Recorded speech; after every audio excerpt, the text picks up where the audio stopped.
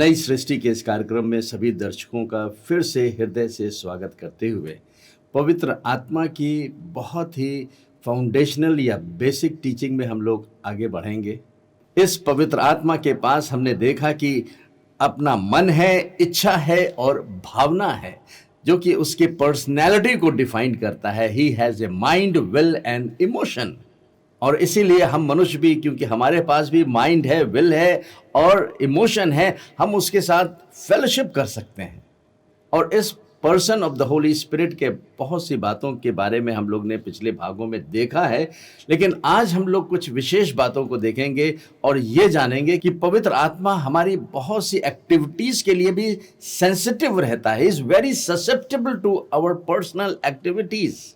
Susceptible का मतलब है कि वो हमारे किए गए हर एक एक्शन के लिए बहुत ही संवेदनशील होता है। इसलिए हर एक विश्वासी को मंडली में ये मालूम होना चाहिए कि परमेश्वर का वचन हमें क्या सिखाता है कि हम किस प्रकार से पवित्र आत्मा के साथ संगति करें।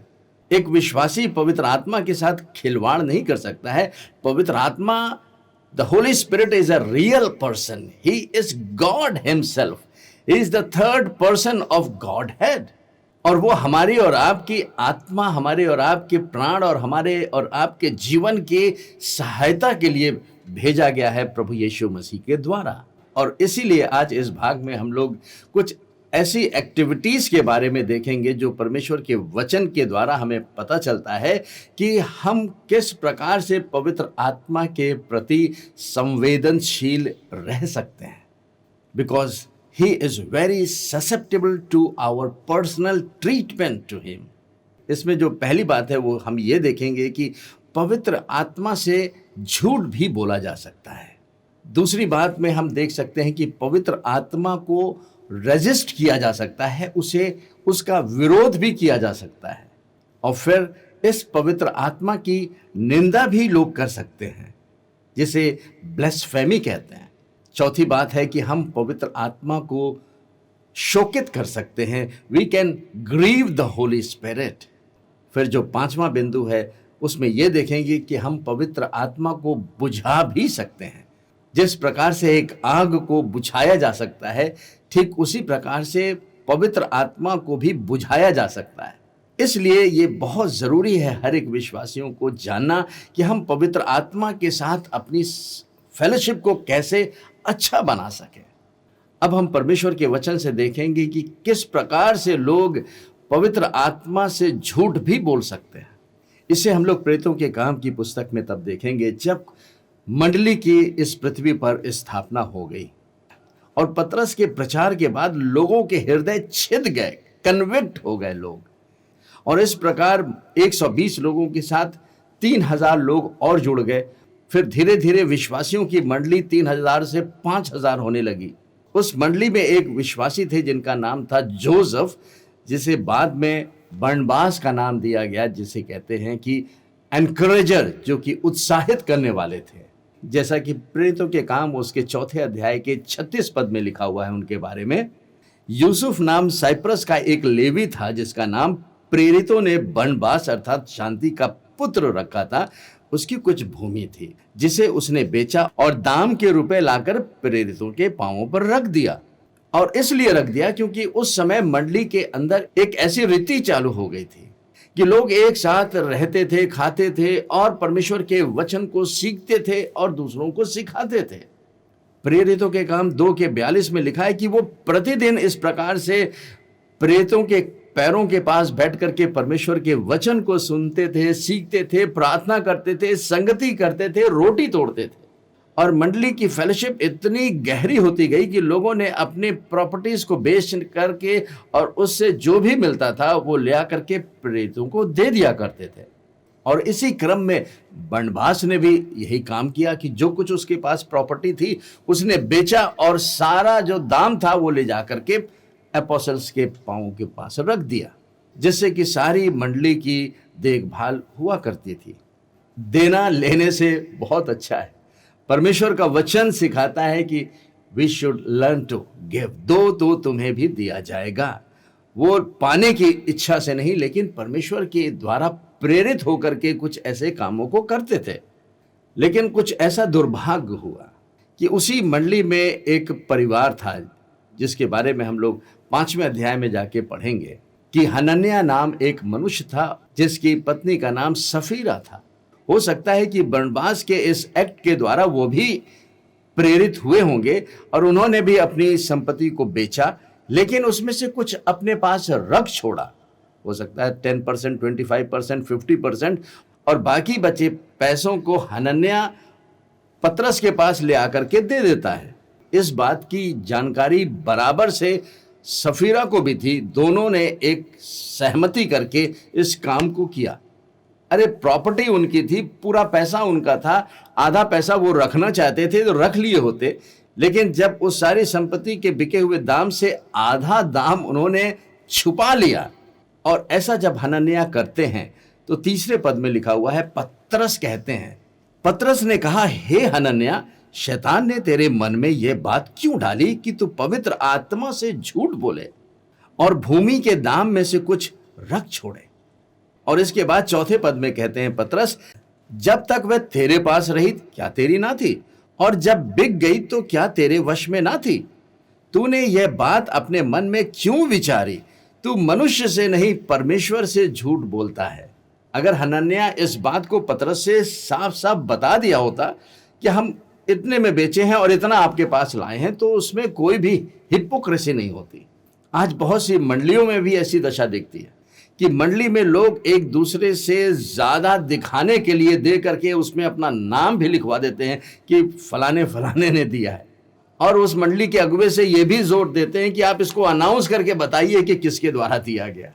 ये एक हिपोक्रेसी है। पतरस कहते हैं, शैतान ने तेरे मन में यह बात क्यों डाली कि तू पवित्र आत्मा से झूठ बोले। और यही हम अपने आज के इस विषय में देख रहे हैं कि we can lie to the Holi spirit.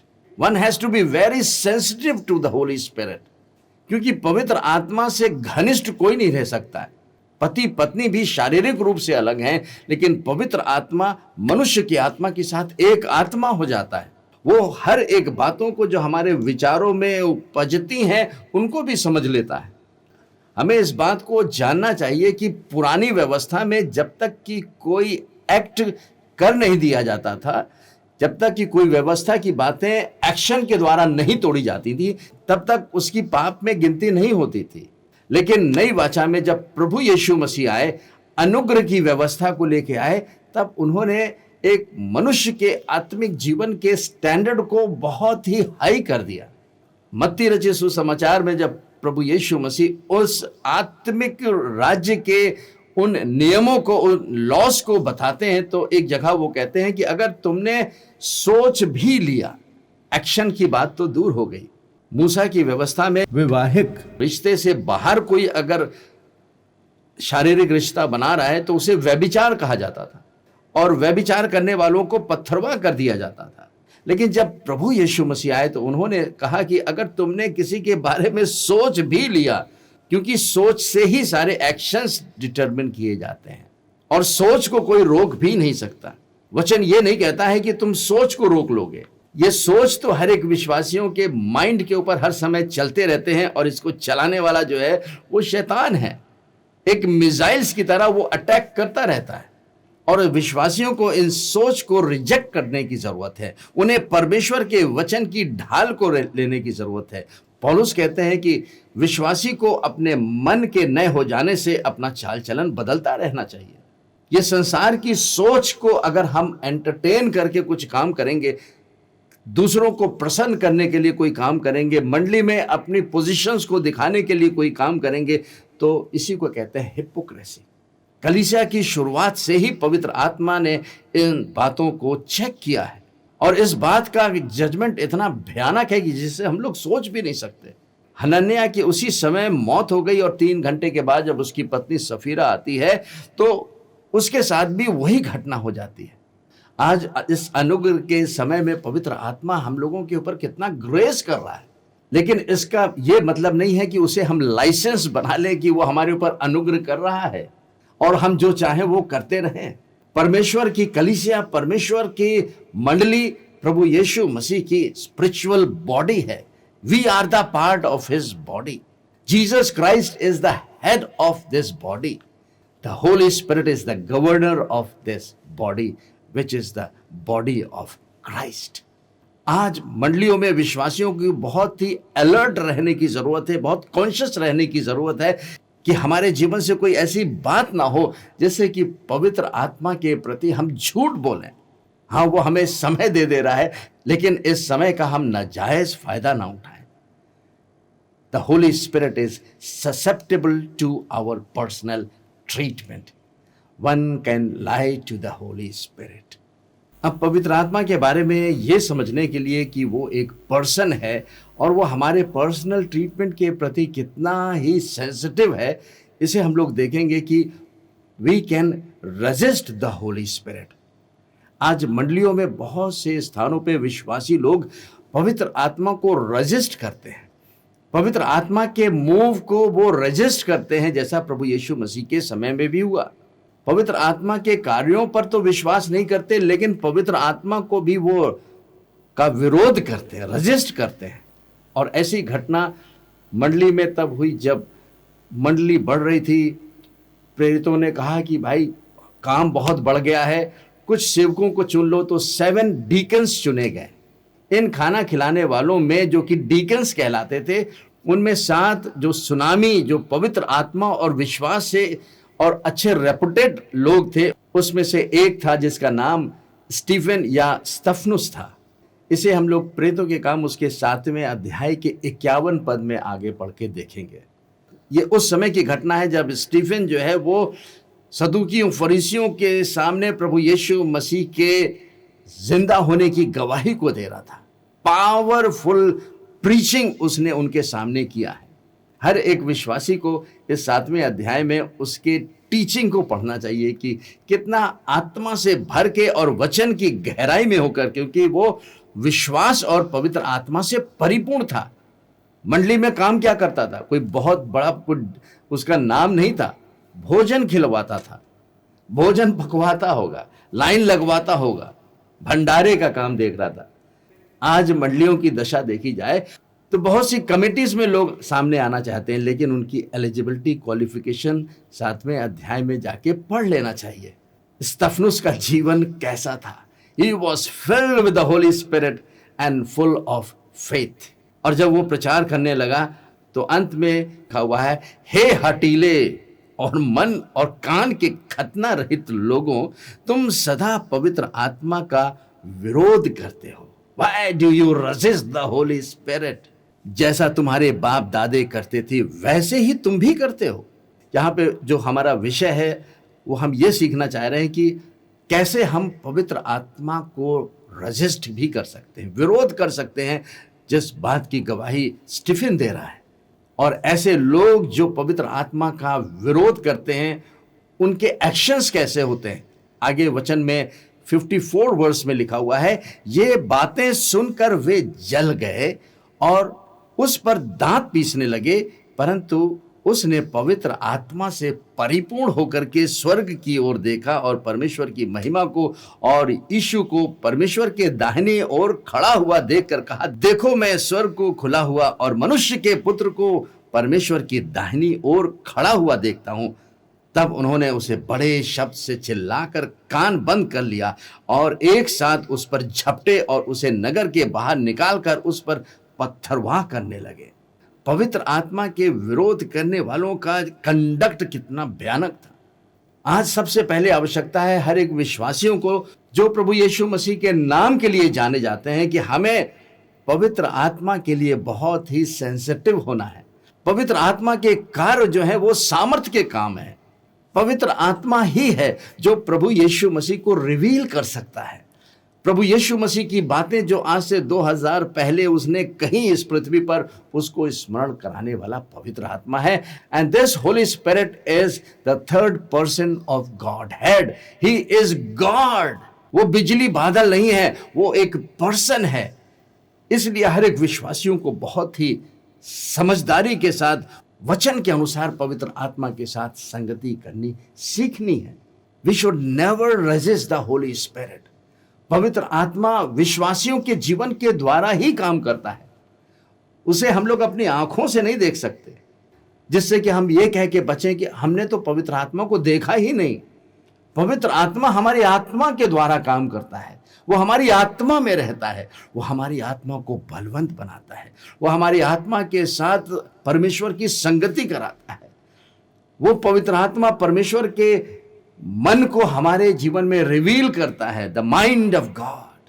वो प्रभु यीशु मसीह की महिमा कराता है। और फिर 59 वर्स में लिखा हुआ है, वे स्तफनुस पर पत्थरवाह करते रहे और वह यह कहकर प्रार्थना करता रहा, हे प्रभु यीशु मेरी आत्मा को ग्रहण कर। फिर घुटने टेक कर ऊंचे शब्द से पुकारा, हे प्रभु ये पाप उन पर मत लगा। और यह कहकर वो सो गया। यीशु मसीह में कोई मरता नहीं है। यीशु मसीह में हम मृत्यु से पार होकर के जीवन में प्रवेश कर गए हैं। शरीर कुछ समय के लिए सोएगा, लेकिन जब यीशु मसीह बादलों पर आएगा, जिस रैप्चर के होने का समय बहुत ही निकट है, तो हर एक विश्वासियों की शरीर जी उठेंगे और वो सब प्रभु यीशु मसीह के साथ मिलेंगे। आज जब पवित्र आत्मा मंडली के द्वारा उस ग्लोरियस चर्च के लिए काम करना चाहता है, तो हम विश्वासियों को कहीं भी पवित्र आत्मा का विरोध नहीं करना चाहिए। हो सकता है समझ में नहीं आ रहा है, हो सकता है कि हम उस लेवल पे नहीं आए हैं, but always be acceptable to the work of the Holi Spirit. अगला जो पॉइंट है उसमें हम ये देखेंगे कि हम पवित्र आत्मा की कभी भी निंदा ना करें। मत्ती रचित सुसमाचार उसके 25 अध्याय में पढ़ेंगे, जहाँ पे वो घटना का जिक्र है कि जब प्रभु यीशु मसीह बहुत से लोगों को चंगा करते थे, अंधों की आंखें खोलते, लंगड़ों को चलाते, बहरों को सुनवाते, गूंगों को बुलवाते, कोढ़ियों को शुद्ध करते, मुर्दों को जिलाते थे, दुष्ट आत्माओं से ग्रसित लोगों को वो छुटकारा देते थे। और जब ऐसा काम करते थे तो वहाँ के फरीसियों ने कहा कि ये तो दुष्ट आत्माओं की सहायता से दुष्ट आत्माओं को निकाल रहा है। यीशु मसीह के लिए वो ये कहने लगे कि ये तो दुष्ट आत्मा से खुद ही ग्रसित है। मत्ती रचित सुसमाचार उसके 25 अध्याय के 23 पद से आगे पढ़ के देखेंगे, जहां इस प्रकार लिखा हुआ है, इस पर सब लोग चकित होकर कहने लगे, यह क्या दाऊद की संतान है? परंतु फरीसियों ने यह सुनकर कहा, यह तो दुष्ट आत्माओं के सरदार बाल-जबूल की सहायता के बिना दुष्ट आत्माओं को नहीं निकाल सकता। उसने उनके मन की बात जानकर, यीशु मसीह उनके मनों की, उन फरीसियों के विचारों को समझ गए और उसको वर्ड ऑफ नॉलेज से जान करके, और फिर उनसे कहा, जिस किसी राज्य में फूट होती है वह उजड़ जाता है, और कोई नगर या घराना उसमें फूट होती है वह बना ना रहेगा। और यदि शैतान ही शैतान को निकाले तो वह अपना ही विरोधी हो गया, फिर उसका राज्य कैसे चलेगा? इसके बाद आगे भी फरीसियों को प्रभु यीशु मसीह उस आत्मिक शिक्षाओं को देना चाह रहे हैं जिसके प्रति वो अज्ञान थे। उन्हें पता ही नहीं था आत्मिक संसार के बारे में, वो तो व्यवस्था को ही मानते थे।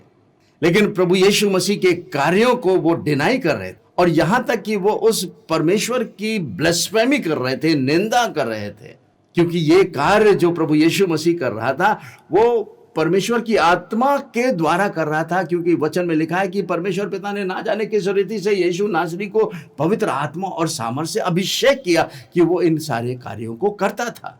और इसके बाद प्रभु यीशु मसीह ने उन फरीसियों को जो वार्निंग दी, वो आज भी कलीसिया के जीवन में, विश्वासियों के जीवन में लागू होती है। यह अन्य जातियों के लिए नहीं है, ये विश्वासियों के लिए है। वर्स 31 जहां इस प्रकार लिखा हुआ है, इसलिए मैं तुमसे कहता हूं कि मनुष्य का सब प्रकार का पाप और निंदा क्षमा की जाएगी, परंतु पवित्र आत्मा की निंदा क्षमा ना की जाएगी। यीशु मसीह कह रहे हैं कि तुम हमारे प्रति पाप करो, उसको तो मैं क्षमा करने आ ही गया हूं, लेकिन उस परमेश्वर का, उस पवित्र आत्मा की अगर तुम निंदा करोगे तो तुम्हारे ये पाप कभी भी अनंत काल तक क्षमा नहीं होंगे। 32 पद में लिखा हुआ है, जो कोई मनुष्य के पुत्र के विरोध में कोई बात कहेगा उसका यह अपराध क्षमा किया जाएगा, परंतु जो कोई पवित्र आत्मा के विरोध में कुछ कहेगा उसका अपराध ना तो इस लोक में और ना परलोक में क्षमा किया जाएगा। ये भयानक है मंडली के विश्वासियों के लिए भी कि हम इस बात को जानें कि जब मंडली में इस अंत के समय में पवित्र आत्मा जोएल 2:28 के अनुसार अपनी आत्मा को उंडेल रहा है, there is going to be outpouring of the Holi Spirit. पवित्र आत्मा के भरे जाने के द्वारा जो काम होते हैं उसकी कभी भी निंदा ना करें। पवित्र आत्मा के निंदा करने का पाप कभी भी क्षमा नहीं हो सकता। इसलिए हम लोगों को जानना चाहिए कि हम वचन को जाने, पवित्र आत्मा को जाने, because the Holi spirit is a person. इसके आगे जो चौथा पॉइंट है वो ये है कि हम पवित्र आत्मा को कभी भी ग्रीव ना करें, दुखित ना करें, शोकित ना करें, क्योंकि पवित्र आत्मा एक पर्सन है। He has mind, will as well as he has emotion. भावना है, वो आनंदित रहना चाहता है, प्रसन्न रहना चाहता है, लेकिन हम अपने आत्मा के ऐसे एक्ट के द्वारा पवित्र आत्मा को शोकित कर सकते हैं। हम अपने चाल चलन के द्वारा पवित्र आत्मा को शोकित कर सकते हैं। और यही वचन इफिसियों की पत्री में संत पौलुस 4 अध्याय के 30 पद में कह के बताते हैं। यहां लिखा हुआ है, परमेश्वर के पवित्र आत्मा को शोकित मत करो, जिससे तुम पर छुटकारे के दिन के लिए छाप दी गई है। जब तक इस पृथ्वी पर एक विश्वासी रहता है, उसकी अपनी आत्मा को पवित्र आत्मा के द्वारा सील किया गया है परमेश्वर पिता ने। पवित्र आत्मा एक गारंटी के रूप में है, and he is a person. जो हमारी आत्मा के साथ एक आत्मा हो जाता है, तो हमारे जीवन के बहुत से ऐसे कार्य हो सकते हैं जिससे पवित्र आत्मा शोकित हो जाता है, वो दुखी हो जाता है। वो परमेश्वर है, हम मनुष्यों के अंदर आके रह रहा है, और उसके प्रति यदि हम संवेदनशील नहीं हैं तो जाहिर सी बात है कि वो शोकित हो जाएगा। बहुत से ऐसे एक्शंस होते हैं जिनसे वो शोकित हो सकता है और हो जाता है।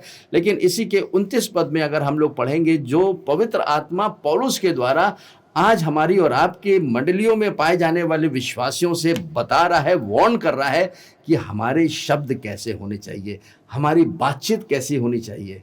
इसी इफिसियों के 4 अध्याय के 29 पद में लिखा है, कोई गंदी बात तुम्हारे मुंह से ना निकले, पर आवश्यकता के अनुसार वही निकले जो उन्नति के लिए उत्तम है, ताकि इससे सुनने वालों पर अनुग्रह हो। शब्द ही, ये शब्द बहुत ही महत्वपूर्ण है। काश हम विश्वासी इस शब्द के भेद को समझ सकें।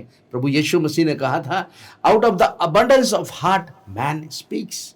अगर हमारे स्टोर हाउस में इस आत्मा में कुछ गलत बातें हैं, गंदगी भरी हुई है, तो ये जरूर है कि हमारे वचन से हमारे शब्द वो बन के निकलते हैं।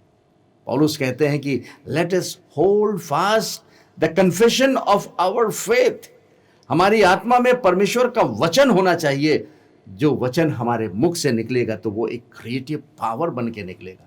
और जब हम परमेश्वर के इन आत्मिक प्रिंसिपल्स के अनुसार नहीं चलते हैं, अपने साइकोलॉजिकल माइंड को पहला स्थान देते हैं, शरीर के अनुसार चलना चाहते हैं, तो पवित्र आत्मा जो हमारे अंदर दिया गया है वो नेचुरली ग्रीव हो जाता है, शोकित हो जाता है। और यही संत पौलुस कहते हैं कि पवित्र आत्मा जो तुम्हें दिया गया है, विश्वास करते समय, मुक्ति पाते समय, उद्धार पाते समय, हर एक विश्वासी के अंदर पवित्र आत्मा आकर के ड्वेल करता है और अनंत काल तक करेगा। इस पवित्र आत्मा के प्रति हमें बहुत ही सेंसिटिव होना है।